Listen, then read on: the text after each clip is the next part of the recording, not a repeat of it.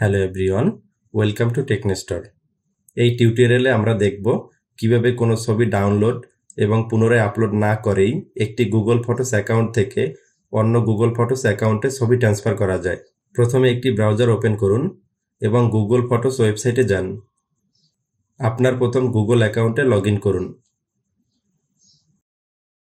যে ছবিগুলো ট্রান্সফার করতে চান সেগুলো সিলেক্ট করুন। সব ছবি সিলেক্ট করতে প্রথম ছবিতে ক্লিক করুন। এরপর স্ক্রলিং করে নিচের দিকে চলে আসুন। এরপর শিফট কি চেপে ধরে শেষ ছবিতে ক্লিক করুন। এতে মাঝের সব ছবি সিলেক্ট হয়ে যাবে।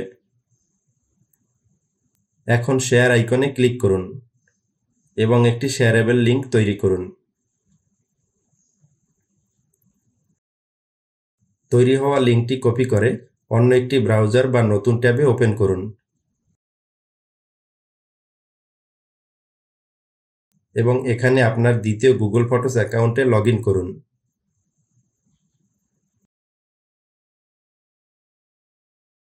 এখানে সেভ বাটনে ক্লিক করুন।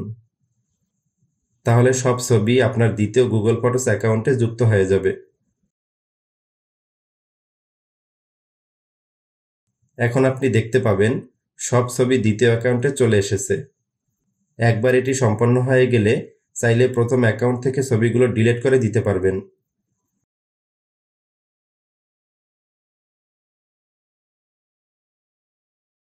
তবে চিন্তার কোনো কারণ নেই, ছবিগুলো দ্বিতীয় অ্যাকাউন্টে থেকে যাবে। সো এভাবেই খুব সহজে একটি গুগল ফটোস অ্যাকাউন্ট থেকে অন্য অ্যাকাউন্টে ছবি ট্রান্সফার করতে পারবেন।